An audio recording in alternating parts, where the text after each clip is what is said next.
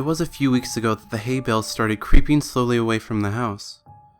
Every morning when I woke up, each had moved a few hundred feet from where it was before.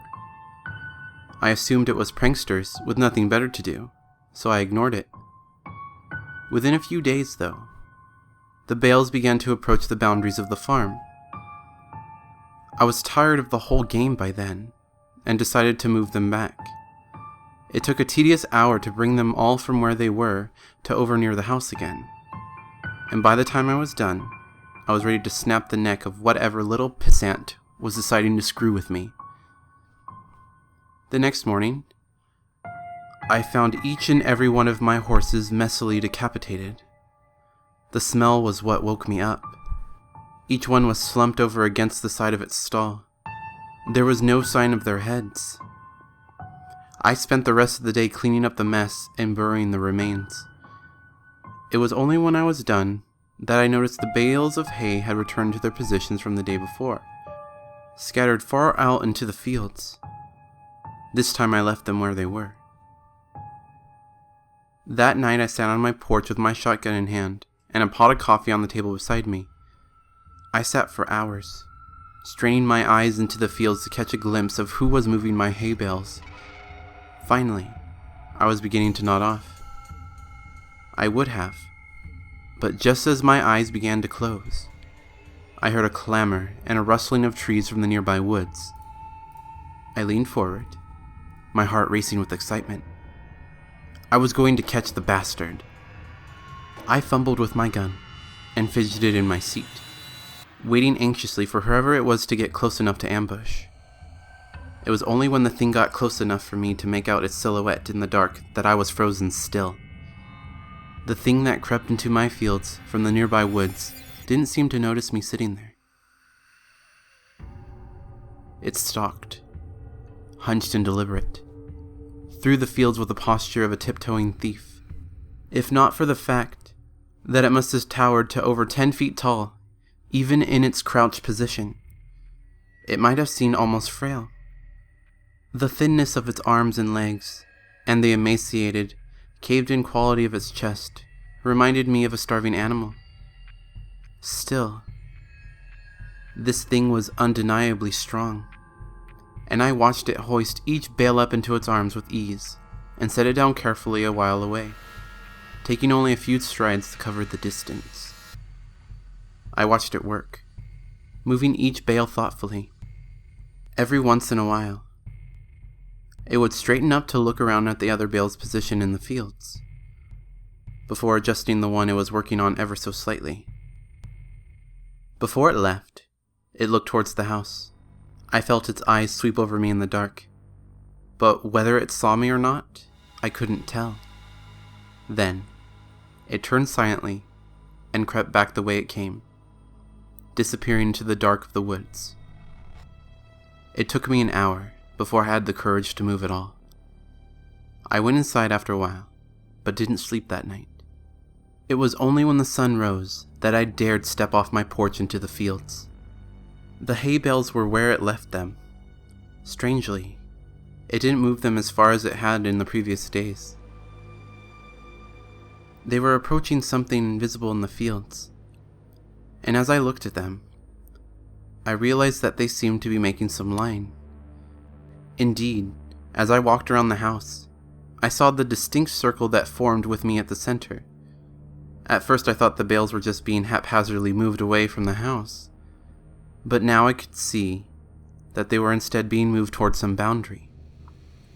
This thing was sending me a message. I slept uneasily that night, and only because I was exhausted. The next morning, the bales hadn't moved at all. They didn't move at all for the rest of that week. In fact, they were finally where the thing wanted them. I made myself sick trying to interpret them. Why would this thing expend so much energy moving my hay bales, and threaten me with such violence should I try to interfere? Killing my horses was just that, a threat. An intelligent threat at that. It knew what would scare me, and it knew that I would understand the implications. The sound of an automobile working its way along the road to my farm one morning gave me a little rush of excitement. I'd been planning to abandon the farm since I saw the thing, but I couldn't hope to leave on foot without risking it treating me like it treated my horses. But if I could get in my car with whoever was coming my way, I might be able to escape before it could stop me. I didn't know or care who it was. I decided that the moment they stopped the car, I would jump in the passenger seat and tell them to get the hell out of here. I didn't get the chance. The car worked its way slowly along the road, trudging across the uneven ground. I urged it silently to hurry. It was when it passed between the two bales placed on either side of the road that I began to hear a booming clatter from the woods. The thing burst suddenly from between the trees, sprinting on all four of its terrible, gangly limbs towards the car, pouncing on the automobile like a predatory cat. Within moments, it was picking and peeling the vehicle's steel frame apart, working to get at the driver. The man, whoever he was, screamed all the while, and I could hear him even over the crunching of metal and the shattering of glass. It was only when the thing crushed him carelessly in his hand that the screaming stopped. It tossed him away and straightened up to look at me once again.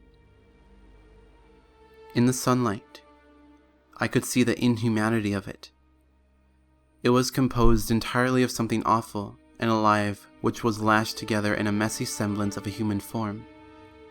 Whatever it was made of looked so polished and hard that if it weren't for the minute writhing of the stuff, I'd think it was made of granite.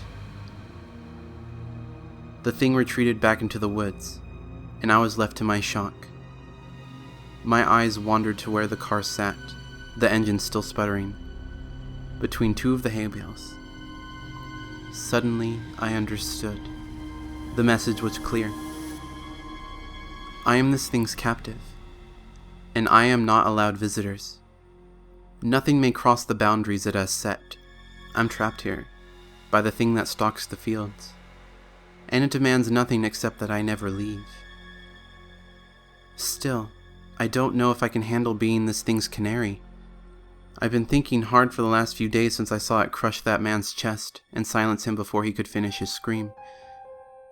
If I could cross the hay bale border, it'd probably do the same. It had crushed my skull before I could put my hands up to protect myself.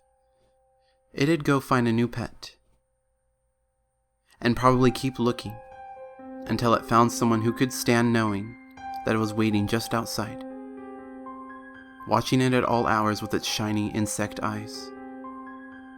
I've been thinking hard for the last few days, and I might just make a run for it.